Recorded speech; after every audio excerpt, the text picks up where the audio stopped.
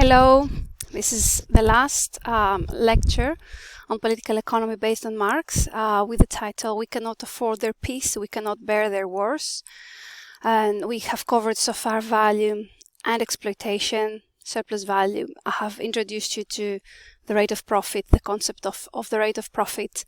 And today we're going to discuss profitability crisis, disproportionality crisis, and rectification. My name is Eleni Papagiannaki. You can email me if you have questions before or after the lecture or the workshop generally. So the topics we're going to cover today are including the capitalist simple and extended reproduction, the basic cause of crisis, the low tendency of the rate of profit to fall, the periodicity of crisis, the solution and what are the kinds of solutions, and the character of crisis, whether it is underproduction, overaccumulation. Of course, for Marx, it's overaccumulation, overproduction, frequently called. The essential reading for this session are these. You can find them online. If these links don't work for you, you can find them basically everywhere. So last time in the last lecture we described how Marx perceives the whole economy, and we said instead of GDP he calls that aggregate social product, which is the summary of all the summation of all values. That part of this goes to the replacement of constant capital, or it's called social capital, and what is left is the national income, where part of it is the variable capital going for the wages of industrial workers, those that produce value. We said not every kind of labor produces value. Other parts of labor are not expended in production, but in distribution, in exchange. And this distinction matters, not because Marx implies only these should be paid, these workers should be paid, the others should be unpaid, but because there is an analytical meaning behind that. It shows basically the economy on what percentage of employees the economy is based on. And of course the surplus value that covers industrial capitalist profits, the merchant profits, the interest rates of the banker, the ground rent of the landlord, and of course the wages of non or unproductive workers. We will say a couple of things very soon about that distinction as well. So we have to talk though about the production. And actually we have talked about the production of values and about how exploitation takes place and the rate of profit that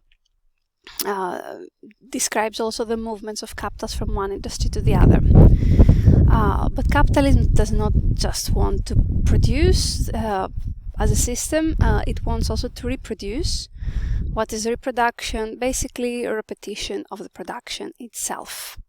And Marx wants to start from scratch, basically make things easy, and distinguishes between the simple reproduction and extended reproduction.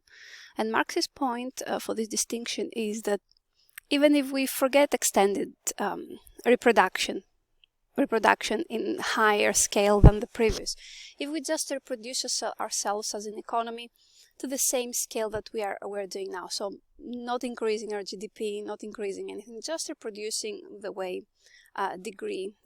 same scale that we're currently. So Marx wants to prove that even with a simple reproduction, crises are inevitable. And that's quite crucial because on the one hand it can respond to this part of degrowth literature that doesn't take the capitalist system into account, or they think there can be degrowth within capitalism. But of course it answers to perceptions that think if capitalism is regulated somehow to work in simpler ways, then we can avoid crisis. So let's talk about that. Simple production, repetition of production process on the same scale as before. So basically the output of 2021 is the same with the output of 2020. No higher than this. So we are not concerned with growth here. We don't care about growth. And this has happened. Previous systems like feudalism was not that much concerned about growth. It was not the goal of the system. Of course, individual feudalists wanted to acquire more land, all the king, the queen, they wanted to acquire other lands, but it was not exactly the same concept as we discuss in capitalism. In capitalism, when you enter an economics course, the first probably week you hear one thing that is important is the GDP, but the other thing that is also important is growth. So it's one of the basic concepts in mainstream economics, and quite popularly accepted that that should be the case. We should grow no matter what. I'm not necessarily saying we should degrow, because that's not the focus here on the lecture, but it is important to acknowledge that capitalism as a system is not just based on simple reproduction, but on the extended reproduction. We're going to see that very soon.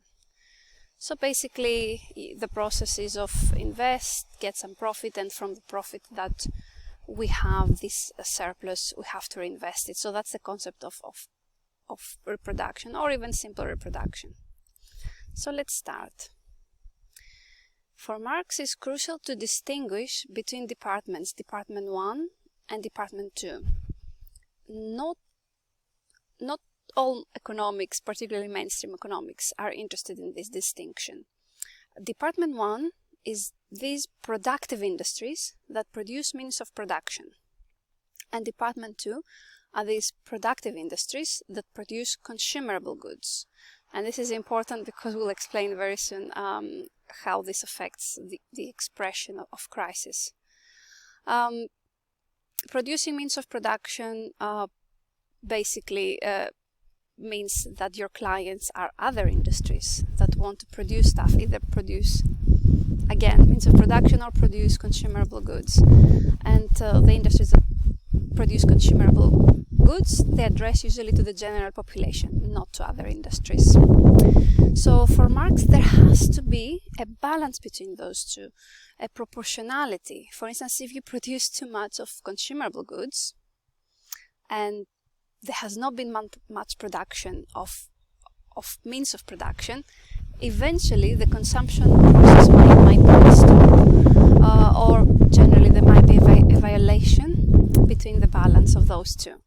So for Marx, this distinction matters, and we will go through that details. So we said the economy is the summary, all the summation of values produced, and taking into account that we have only a two-sector economy, only production of means of production and production of consumable goods. We're not talking yet about unproductive industries, unproductive labor, and unproductive activity. So we assume that we have a strictly productive economy with non-productive labor, so something that probably doesn't exist. But let's take this purely theoretical concept to see how capitalism behaves even in these idealized conditions. So on the one hand, we have the values produced, all the robots, machinery, equipment produced in the industry, in the Department 1, production, means of production, which of course from the previous lecture we know that these values are consist of the capital that we have used, the constant capital we have used, variable capital, how much we have paid our workers that work in this industry in Department 1, and the capitalists, and together with the surplus value they have appropriated from industry, from Department 1. And of course we have consumable goods, lambda 2, all the values in the Department 2. Of course the capital that you have occupied, the constant capital you're occupying there, the workers that are working there, and the capitalists that appropriate surplus value from Department 2 as well. Let's make the assumption here that all capitalists consume all the surplus value that they have extracted from workers only for their personal consumption. So let's assume that there is no reinvestment in the process, that they spend everything in consumable goods and nothing else. So here we are. This is the whole economy, a bit in a decomposed way right now. So all the summation of values is equal to excuse me, values from department 1 and department 2. Here are the values from department 1 and department 2. Constant capital we have used, workers, capitalists, income, the surplus value. And in department 2, excuse me, social capital, variable capital, and surplus value for department 2. So this is how the product is decomposed further.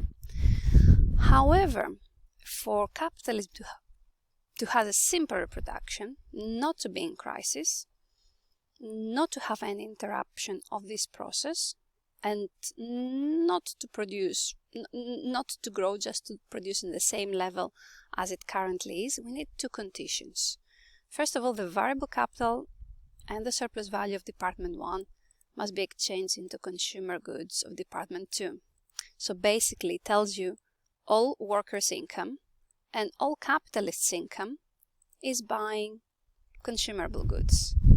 Of course, we have at the same time the workers in department 2 and the capitalists in department 2, and we have assumed that they all spend their income. No one is saving, no one is reinvesting, they just spend it in consumable goods. Lambda 2, all the consumable goods that have been produced. That's one condition. It's pretty straightforward when you assume that no one is reinvest, means they just, or saves, means they just spend everything. We know that also from year 1 macroeconomics. The other condition is that the constant capital of department 2 must be exchanged into means of production produced in the department 1. So capitalists who produce consumer goods only will use means of production produced. So basically, we say these are the means of production that have been produced, and they will re-enter the process either in department 1, constant capital of department 1, or in department 2. So basically, again, all the means of production will produced enter the production process, either in department 1 or in department 2. So these are two pretty straightforward conditions to happen. Simple algebra for us not to fall into crisis, not to have any interruption of the process of accumulation. So do some simple math. So these are all the equations I have already put forward. Now substituting 1 into 4, equation 4, we end up just, erase what is, cancel both sides, what is repeating itself. We have this golden condition. So for simple reproduction, basically, we need the capital that is used in department 2 must be equal to workers and capitalist income from department 1. So that's a condition after doing these very simple maths. So fundamental condition for realization in capitalist simple reproduction is this one. I repeat, only just to reproduce ourselves, not to produce in an extended way. So what is the meaning of the equation? There is no accumulation of capital. The total social capital is simply conserved, not accumulated. All the surplus value produced by the working class is consumed in the form of items of personal consumption by the capitalist class. Or if you wanted to demonstrate that in an economy, basically means these two need to be equal to that. So these two incomes from department 1, means of production, need to be equal to the capital employed in the production of consumable goods. That's the condition for simple reproduction. Yeah, basically I've explained. But extended reproduction is not just that. Extended reproduction, you need to have basically the same equations, but this time instead of equality, you have inequality. Basically the same condition, but instead of equality, it's inequality. So the income of workers and capitalists from department 1 needs to be bigger from what is invested in department 2. Basically one of them needs to save and eventually reinvest in the process. But they need to save in order for this to be invested later in the economy. But these two need to be bigger than that. Again, the same example, you can pause, you can reflect with this values. So in simple reproduction, we had this case in extended reproduction, we need capital to be smaller than the other values. Or again, these two need to be bigger than this for us to have growth, for us to have extended reproduction. So what is then the basic cause of crisis? Okay, why don't we do that? Why don't capitalists do that? I mean, they must hire a Marxist economist, or at least someone who knows about how crises start, and let the capitalists know, or let the capitalist governments know how this takes place, and implement measures for preventing it, or at least smoothen the appearance of crisis. Now, the problem is that this is not easy to happen for two reasons: that the individual enterprise, the individual capitals, need to know two things. One thing is they need to know what the other enterprises and industries need. Either they're about to collaborate or if they're rivals. But that's the point of capitalism. You don't let your opponents, actually you try to ambush your opponents. You don't reveal your opponents what you need, because they can use this information through the process of competition and turn this against you, manipulate prices, make you go bankrupt, etc., etc. So you don't do that. You don't have a collaborative economy. You have a competing economy. Therefore, you cannot do that. And the other thing that is, let's say, relatively easier to capture is what the population needs. Okay, a lot of capitalists do market research, try to find whether there is a gap in the market and where would consumers like to spend their income. So this is more easy probably to discover, but the first one is significantly difficult. So the problem is there cannot be some sort of central planning in capitalism, at least not for the long run. There have been central planning in capitalism in the past, like in Nazi Germany or fascist Italy, but of course it didn't last long. It was not democratic. It didn't aim to have a collaborative socialist economy or something like this. So the problem is the first especially cannot be resolved exactly because there is no central planning. We don't have central planning government. The governments in capitalism are not the central planners. They might regulate, they might give incentives, they might penalize through tax and subsidize, etc., etc. But they don't have control over the input and output matrices of the economy and assign resources from one place to the other. Even in economies that are based on Keynesian models, and they have increased welfare state and state companies, state control, there is still the existence of private capitals that do not act in a collaborative way with the rest of the rivals. Either the rivals are other private capitals or the public sector. So eventually this golden rule here for balance is violated. It's violated because either you cannot extract too much surplus value from Department 1, basically, or you cannot pay your workers too much money for Department 1. Why is this happening? I mean, take into consideration economies like the United States, right? We will use the United States as an example quite a lot here.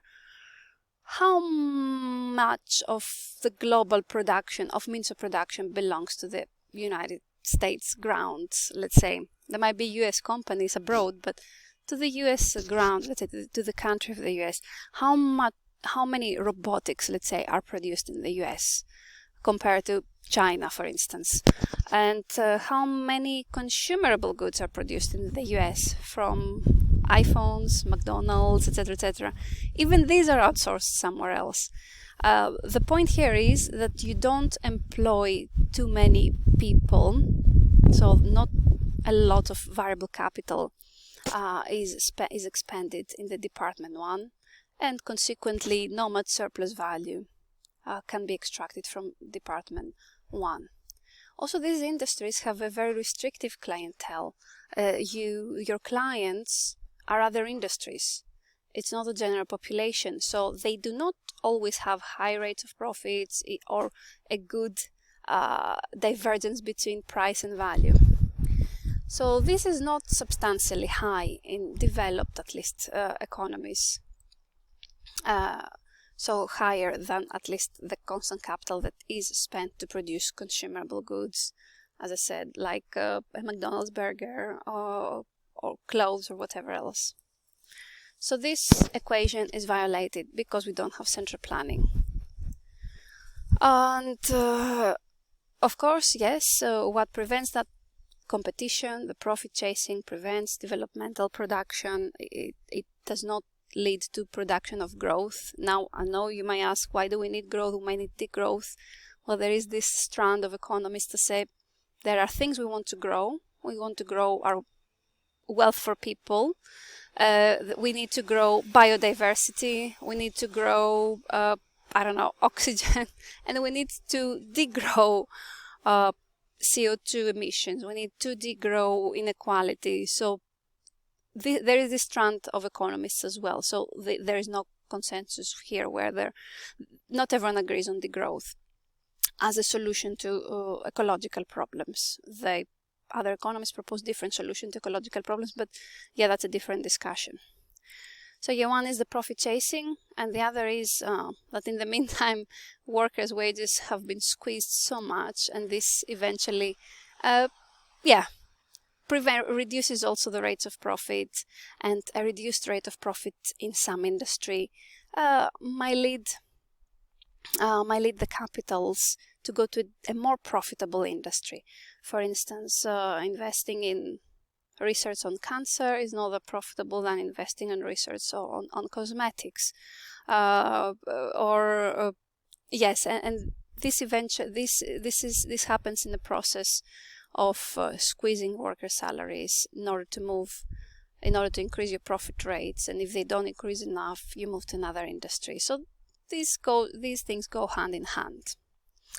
Now let's try to combine this theoretical analysis with today. Then, what is going on today? This was a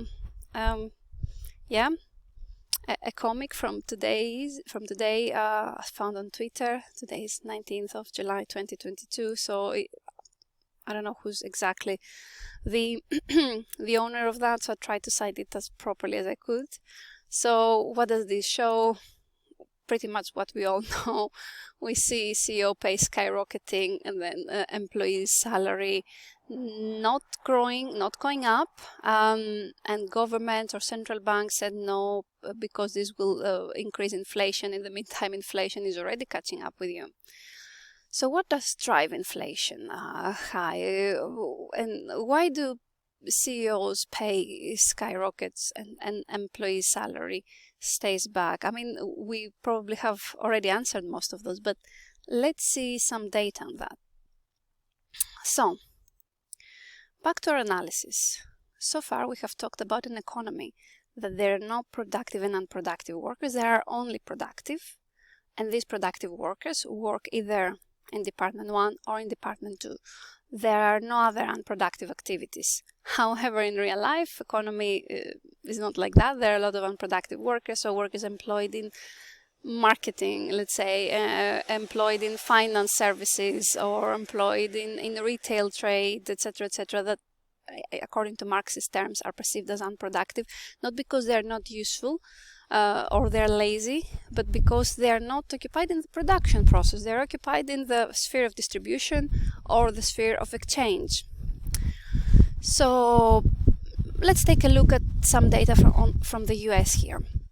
We see that starting from after the war, immediately after the war, 1947, the amount of unproductive workers, which is the dark line here, was quite low, and the proportion of productive workers was quite high, and productive workers eventually started declining, and unproductive workers eventually started going up. So this shows that American economy not only probably suffers from Department 1 and Department 2 disproportionality, but even from productive and versus unproductive industries kind of disproportionality. So this is one thing to take into account. The other thing is the profit rates. Here are some estimations of different profit rates of the United States, also starting from 1947. We see these profit rates are not the same. Some give higher profit rates, some estimations give higher profit rates than others, but they have pretty much the same pattern. For instance, the dark black, the black line is a general profit rate in relation to total net stock of fixed assets in all activities. So a pretty mainstream rate of profit calculation, not 100% Marxist one. The gray line is a class net rate of profit. So basically taking into account productive and unproductive workers together. We do not distinguish between productive and unproductive workers.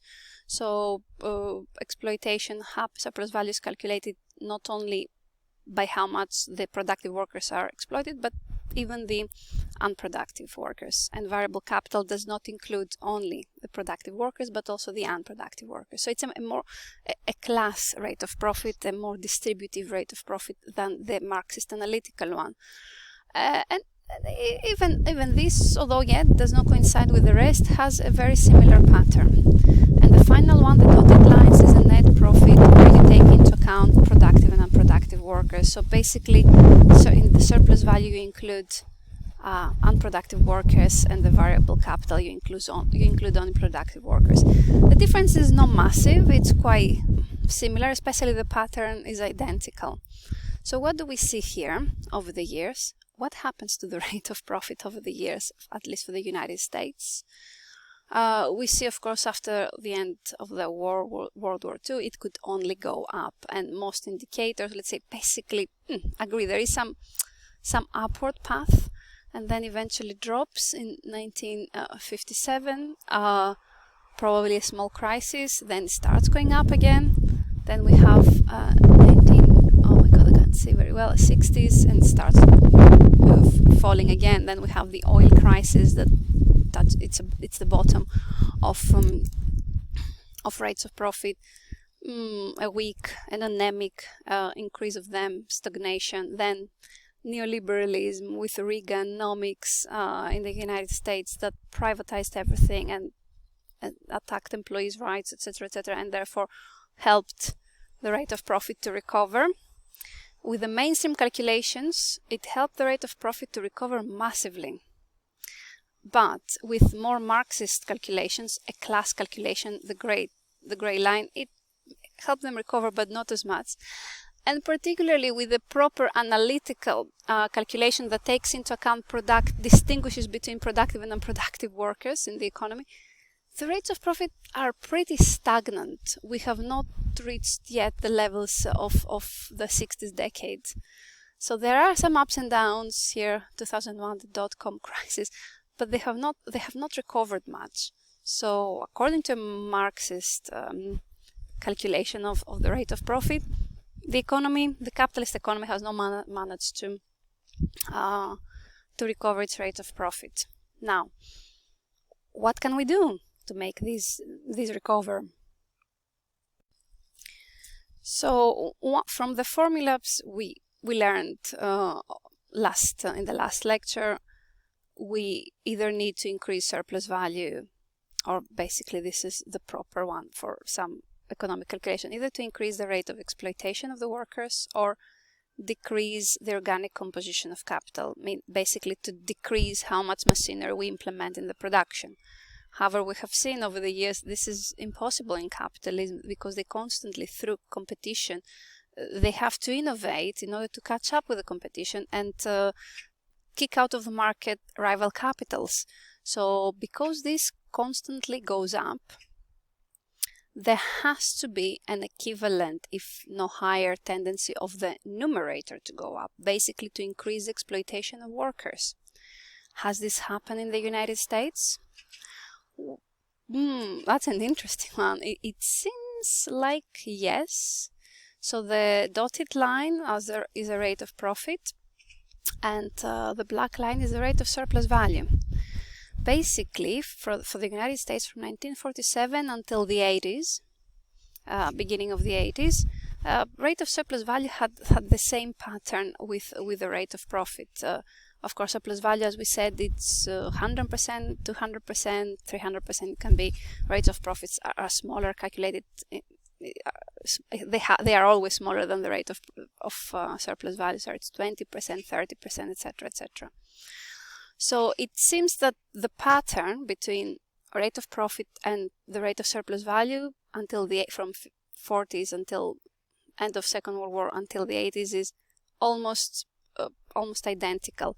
So basically, it was rates of profit were driven almost in an identical way by surplus value, and then something happens in the 80s and the rate of surplus value becomes way more than the rate of profit. So basically, regardless, even if you exploit the worker so much, doesn't make the rates of profit go up, because probably the composition of capital has risen so much that it is incapable of squeezing workers more, exploiting them more, either by extending their working day or reducing their salary, or let inflation do its job by increasing your profits but squeezing the salaries of workers. So, and these are data from United States. So no matter how high you let the exploitation go, it still doesn't make the rates of profit to recover. So what is the solution here? To let exploitation happen more, just in case at some point the rates of profit go up? Of course, no, we do not imply this. We imply that there are periods in capitalism that capitalism comes into, and it cannot reproduce itself in the same way, and it cannot accumulate in the same way it used to. And if we focus on specific companies, particularly, let's say, in the pandemic, because during the pandemic we did not have inflation. When the pandemic finished, okay, it hasn't finished yet, but in the capitalist economies treat it as it's finished. The economy is open, there are no lockdowns apart from very few countries. So what happened? What happened here? So we see that absolute profits are very high, especially for some companies. So why the rate of profit is not high? Again, because this is a rate and these are absolute values. And it is true, in absolute terms, profits have, a record. We have record numbers that we have not seen before. So this can happen. That's the very paradox of capitalism. And again, even with skyrocketed profits, we don't manage to achieve higher rates of profit yet. And what about the inflation then? Because the last year and a half, we all talk about inflation. Why do we have inflation then? Who is responsible for the inflation? If the workers' wages have not gone up for the majority of developed, in brackets, countries, for the last 10-15 years, what drives inflation then up? Well, data show this, mainstream data show this. Is from Economic Policy Institute. This is not some Marxist indicators here. They compare the dark blue values that refer to 2020 until 2021 with the previous decade, basically from 1979 to 2019, 30 years.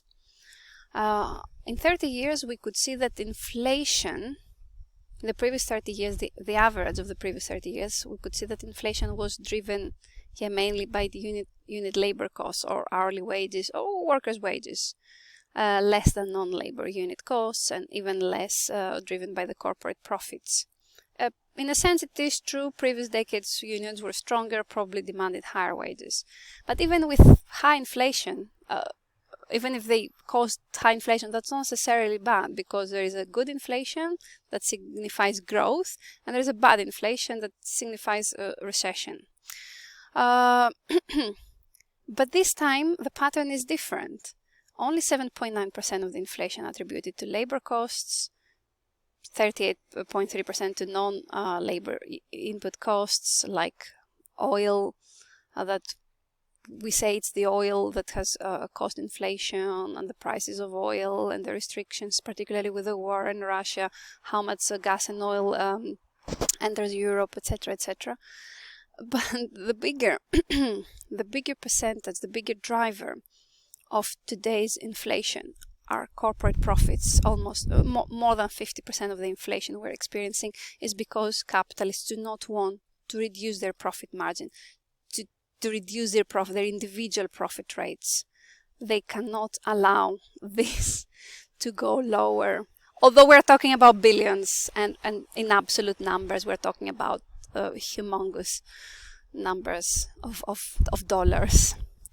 So in Marxist terms, how could you possibly interpret this? Either using the value formula, how value is calculated, or using a price formula. You can still get a correct answer. So how are values, what are values comprised of? From capital or non-labor input costs, you can say, like here with the graph, variable capital, or crudely workers' wages or unit labor costs according to the graph, and surplus value extracted, corporate profits. Okay, profit with surplus value, we said it's not the same concept. Or in terms of price, again, it's comprised by the cost of production, unit labor costs and non-labor input costs, and the rate of profit. That a lot of capitalists don't want to touch this, don't want this to go below a certain level, because that's how capitalism works. You don't want to sacrifice your profits. You're very happy to sacrifice this. You're very happy to close down factories or reduce C as well, but the easy thing to sacrifice for them is worker salaries. So this is how we can interpret today's inflation, by using, let's say, Marxist formulas and mainstream accounts, because we don't have time right now to teach you how to construct Marxist indicators. We can do that in the seminar, but not right now in the lecture. So with the use of Marxist theory, Marxian economics, we can interpret what's going on here as well. And that's the consensus. Even mainstream newspapers now, mainstream media, you will see that they admit that this particular inflation is driven by corporate profits. And that's how we answer or we cover one part of our lecture. We cannot afford your peace, even in peaceful periods, or even in countries that have peace, they don't experience war. That's the reality for the majority of the population that happen to be workers or working class in generally. So this is one. And if you want also to compare previous decades with today, we see that in previous decades the labor share of GDP, particularly in the United States, was way higher compared to the labor share today. Shouldn't this be the opposite? Isn't this the point? Isn't what a lot of mainstream economics tell us? We should have growth, because eventually this part of growth will be distributed to the workers. I mean, unfortunately, that's not how capitalism works. No one wants to no capitalist aspires to work to increase their profit in order to equally distribute them later on. The point is for them to increase the percentage of their share, basically the capital share. Or in Marxist terms, if this is the national income, this one has been squeezed, the wages of industrial workers, but also the wages of non-productive workers. I'm saying that because what we just saw are mainstream accounts. They do not distinguish between productive and unproductive workers. So if these two have gone up, guess what has... Sorry, if these two have gone down, guess what has gone up? The rest. Industrial capitalist profits, merchants' profit, interest rate of the banker, ground rent of landlords. And this is how we close... we demonstrate how a capitalist economy, or particularly the largest economy on earth right now, which is the United States. However, the problem with the crisis is not that they happen once every 150 years and what can you do, things happen, just suck it up, move on. The problem with crises in capitalism is that are systemic, meaning the system gives birth to them. Why am I saying this? Because in feudalism you didn't have systemic crisis. In feudalism you would have crisis because of a flood, an earthquake, a war, a destruction, natural destruction, but not because feudalism, of the way that feudalism works as a system. Feudalism on its own didn't generate crisis. The same with existing socialism in Eastern Europe, for instance. They didn't have crisis because of that. I mean, that's a different story, of course, but systemically there were no crises. So it's not only that they are systemic, they are also systematic, they are usual and frequent. But despite their systemic and systematic, despite that the crises are systemic and systematic phenomena, Marx says the capitalist mode is not in continuous crisis, like David Harvey will defend, and it's not destined to collapse on its own, because it manages eventually to destroy enough capital to restart the process of accumulation. So the systemic causes of crisis derive from the dominant sphere of production and are subsequently expressed in others, and not vice versa. So what does this mean? It means that crises don't start from the finance system, according to Marx, or all these systems. They start from production. They're crises of production, particularly of overproduction, of overaccumulation. Capitalists have accumulated so much that they don't have other rival capitals to eliminate, or other workers to squeeze workers their salaries even more. So they have increased so much, they have reproduced so much, they have accumulated so much that there is not much space to accumulate. Of course, some Keynesians will call it under-consumption crisis, but for Marx it's not an under-consumption, because it hides the character. It hides the character of capitalism, and the character of capitalism is that the very same reason that helps the system grow, capital accumulation, it's exactly the same reason that makes the system die. So for Marx it's crucial to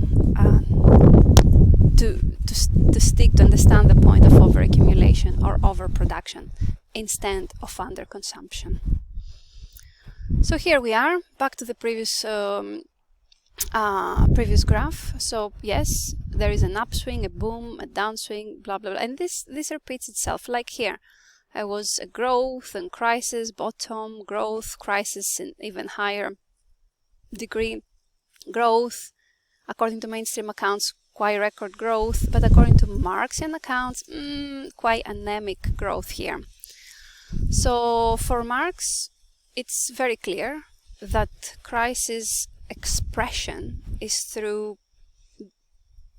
expressed through a falling rate of profit, and because the capital has accumulated so much, it cannot go anywhere else, and leading to the rates of profit to fall. Still record force. In absolute terms, we still have record profits, but we're talking in rates, in terms of rates. And how would Mavrodeas describe the process? Mavrodeas would describe the process, I don't know, let's start the beginning of overaccumulation. We have a slowdown of the rate of increase of profit rate and accumulation, then crisis. We have crisis in the sphere of production first, fall of the profit rate of accumulation as the mass of profit starts to decrease. Not one corporation can go richer. Like today, Amazon went richer. But other capitals around the world have been destroyed, have lost this battle with the pandemic. So then we have eventually the collapse of financial system, fall of the investment leads to increased unemployment and shrinking consumption, collapse of financial system as debts cannot be served anymore. We have the peak of overaccumulation, mass bankruptcies and destruction of productive forces, and the end of recession past, with mass profits starting growing up as labor costs have already fallen too much and overaccumulation decreases. and the beginning of an upswing, increase of profit rate and accumulation, and then start again. So it's crucial to observe that both in the peak and the bottom of the economy, we have the same cause, the same reason, and that's over accumulation. Beginning of overaccumulation, peak of overaccumulation, slowing down of overaccumulation, but still having overaccumulation of profits leading this crisis, being the main reason. And if you want to compare the Marxian perception of crisis in comparison to other schools of thought, here is also a good map originally provided by Mavrodeas. I added a couple of theories more, just and enriched it a little bit for education reasons. So we have mainly two strands in economic theory: the strand that thinks that crises are systemic event, endogenous, that capitalism causes crisis itself. And there are scholars that think, no, it's accidental, it's exogenous, it's an external shock. Here you find, of course, mostly the classical political economy, the neoclassicals and new Keynesians. No Keynesians, no post-Keynesians, the new Keynesians. So for these guys here, it can be either stagnation, some partial disequilibria, not generic disequilibria for the whole economy. Ricardo recognizes only partial disequilibria.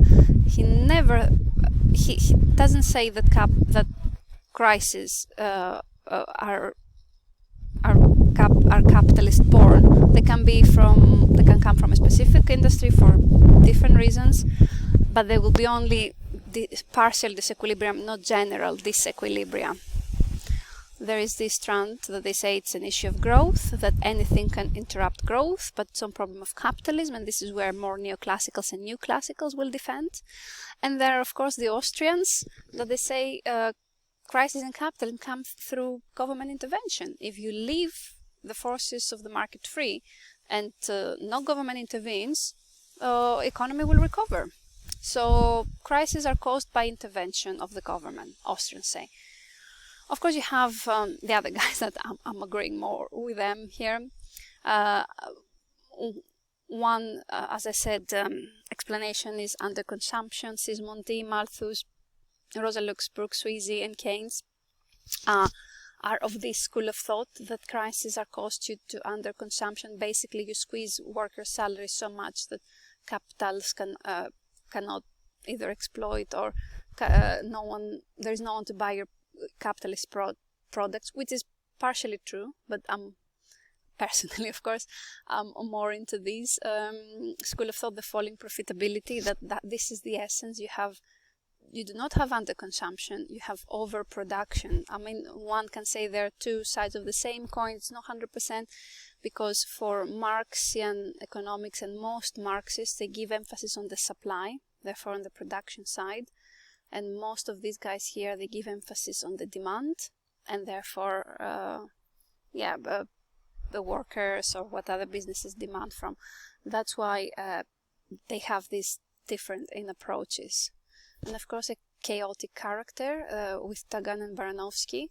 They also discuss disproportionality of sectors. So probably a combination. I would probably believe a combination of those two. I think these two are the two sides of the same coin. So this is how Marx's theory of crisis relates or is compared to the other schools of thought. But what is the solution then? Oops, I need to make this down. What is the solution to crisis then?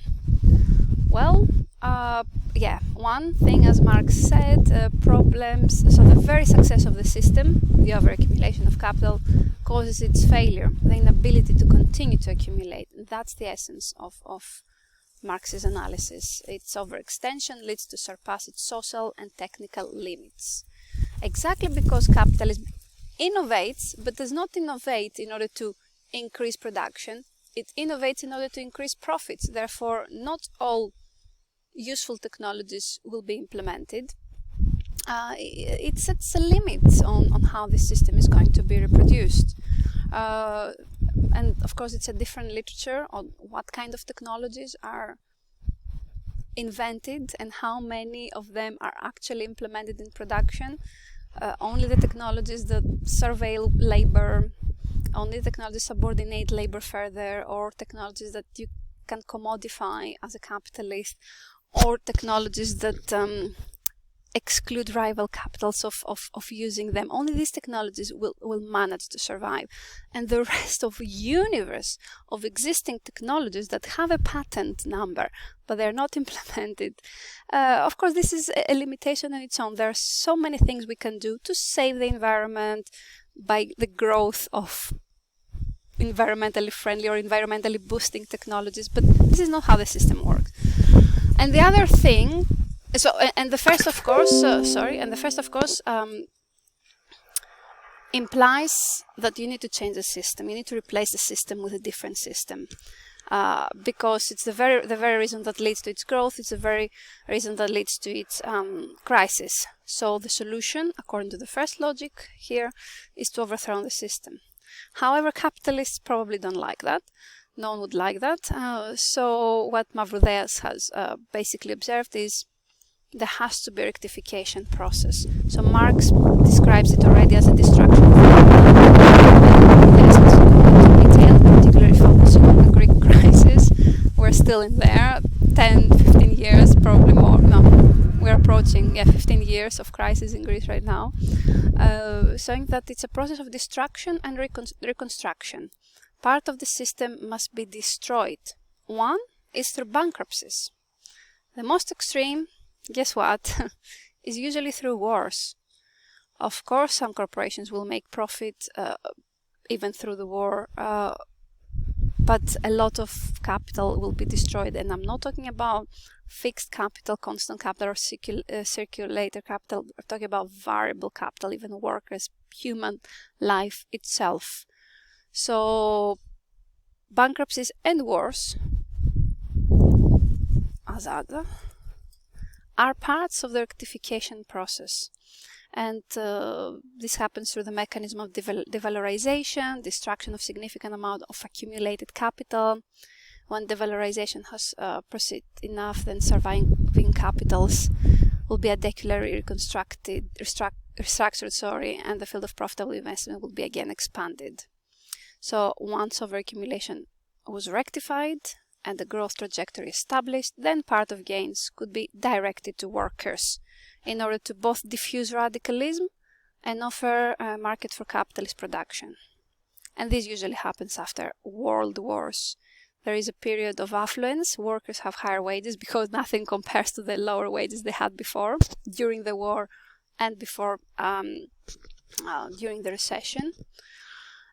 And of course, when the war is over and capitalist profits recover, they will give part of them to diffuse radicalization, but also to make workers buy the products they produce. And thus we have the logical circle of Marx. That's why we return now back to original analysis of dialectical and historical materialism of Marx. Marx could observe all these changes, but he couldn't figure out how the system works until he dealt with it. He dealt with the depths of the laws of capitalism and gave us some precious analysis to interpret reality, but also offer solutions. Some of us want to offer solutions within the system, some others want to offer solutions replacing the system. And for Marx it's clear, of course, he was always wanting to replace the system. So capitalism to go to socialism, and then, which is an immature phase of communism. And he described how this can happen, and also explained why these big events eventually lead to the replacement of a system. Isn't it because the system has inherent contradictions? The answer is yes, the system has inherent contradictions, but sometimes you need an event caused by these inherent contradictions to lead you to a different system. That's pretty much the legacy of Marx, and of course not every Marxist not every social movement understands the details of political economy that we just covered with these 3 lectures. But they understand basically the concept of exploitation. It's easy to understand. The concept of increased profits but lower wages is relatively easy to understand. And of course, this has given birth over the years to many things. From Marx's own era, we had the Paris Commune, lasted 71 days. The first basically communist revolution that happened in May 1871. These guys had, or any resource they had, they would implement it equally. They would give rise to women, etc., etc. It's interesting to read what happened in these 71 days in France. Later on, the next experiment lasted not 71 days, but 72 years, the October Revolution, with that created Soviet Union eventually. I understand not everyone agrees whether the Soviet Union was proper socialist or existing socialism or socialism in inverted commas. Some people say it was state capitalism. Some others say that after some point Soviet Union started working as a market socialist instead of central planning socialist country. But we can agree at least that it was a different system because it was not there was no, let's say, capitalist to appropriate the labor of workers, and there was no market to the distribution for the distribution of the output. Instead, there were the 5-year plans. You can read more about that if you're interested in. Of course, Marx gave rise to and the October Revolution later gave rise to all the communist parties around the earth, and the world for several years looked like that. Basically, 1/3, if not more, of the world was either socialist or socialist oriented or socialist affiliated. It gave also birth to anti-colonization movements around the world. And of course there are still today movements, probably not as strong as the beginning of the 20th century, talking about the socialism of the 21st century and or eco-socialism, how socialism needs to prioritize the ecosystem and ecology for us and to survive in the system, in the ecosystem. But what is socialism? Even among these different movements, still there is no consensus. We do not necessarily agree what are the criteria of socialism. But from Marx's works so far, we can isolate 3 of them. One is socialized means of production and or collectivized small and medium enterprises. Of course, Marx wouldn't say small and medium enterprises. This is a contemporary concept, but meaning the small, the petit bourgeois. This is how he would call them.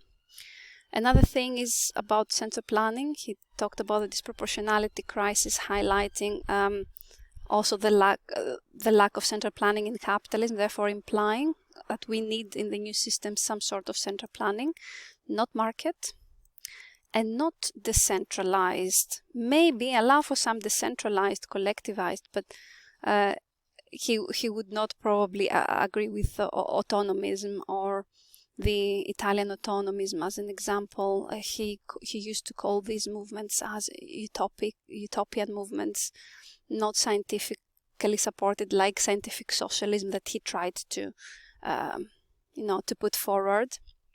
And of course, these have to be with workers and people's democratic control, so the control of the people over the central plan and over the socialized means of production. Now, what happens if one of those is missing? If one of these conditions is missing, then we probably don't have socialism. So, for instance, there was central planning only without socialization of means of production and without democratic control in capitalism. And the examples I brought was from fascist Italy and Nazi Germany, that Hitler and Mussolini told their industrialists, stop competing with each other, collaborate. We have our workers right to attack an external capital, external countries to attack.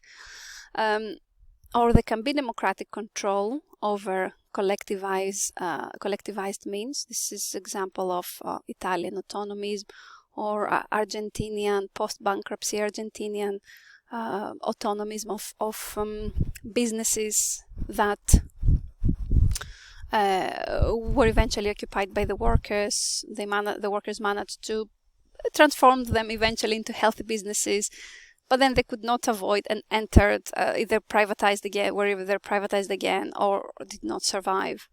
So you can have one of them, you can have two of them, but for a country to be socialistic, you need three of them. These are at least the minimum three conditions that we take from Marx's works, all these works that he has provided.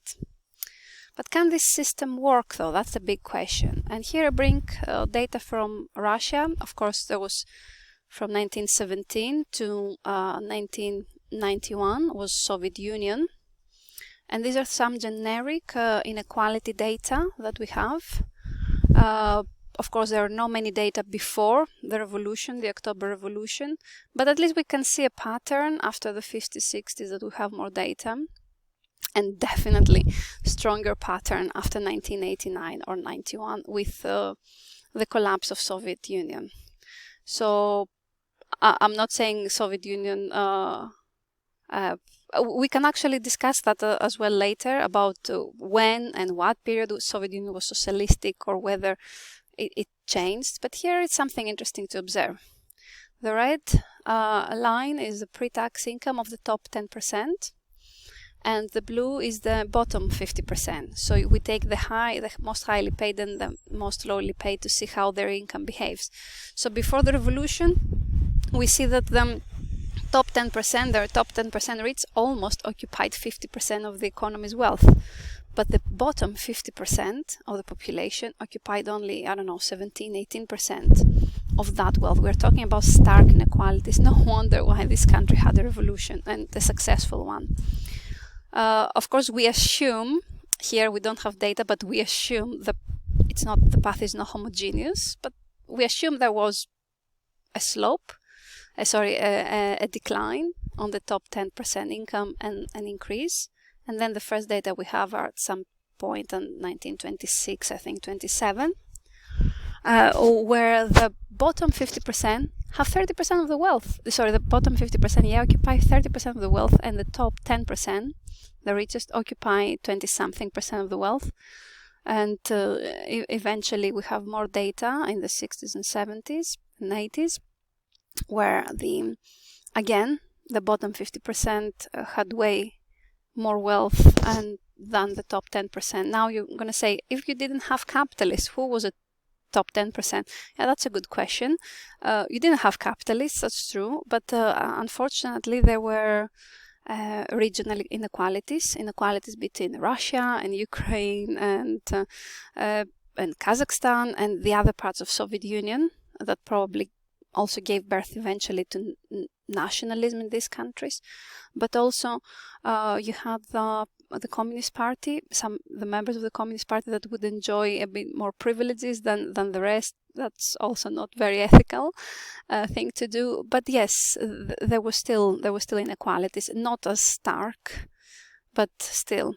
And then, of course, after the reestablishment of capitalism, the inequality booms basically within a year or two. You have a massive drop in the incomes of the poorer, of the poorest 50%, and a massive increase in the income of the 10%. So does the system work? Yeah, it's a good question to discuss if you want, but this is just an indication. I couldn't find other accounts, and also the economy of Soviet Union was calculated not with GDP but with a gross natural product. They would not take services into account. They had serious problems with the economic calculation problem. They would not calculate their economy correctly, so it's not necessarily easily comparable to a capitalist economy as we know it. So let's discuss whether this system can work and how can it work. But yeah, that's Marx's analysis, and if you are desperately wanting to replicate, to use mainstream data and transform them into Marxist indicators, I have made this summary of all formulas you might need. Of course, I can help you if you wish to do a more technical analysis. That's Marx's theory on crisis and rectification and the new system. And yeah, I'm looking forward to your comments, your questions, and to our discussion. You can always email me, as I said. Here, I'm very happy to discuss, very happy to, to go a bit into more depth if you want. I know it was quite a lot of material, but yeah, it's a 3 lecture crash course. You might not use everything, all information for this summer school, that's impossible, but it might be useful for the rest of your academic career, either you are undergraduate, postgraduate, or you want to do a PhD. Thank you a lot, and speak to you soon. Bye.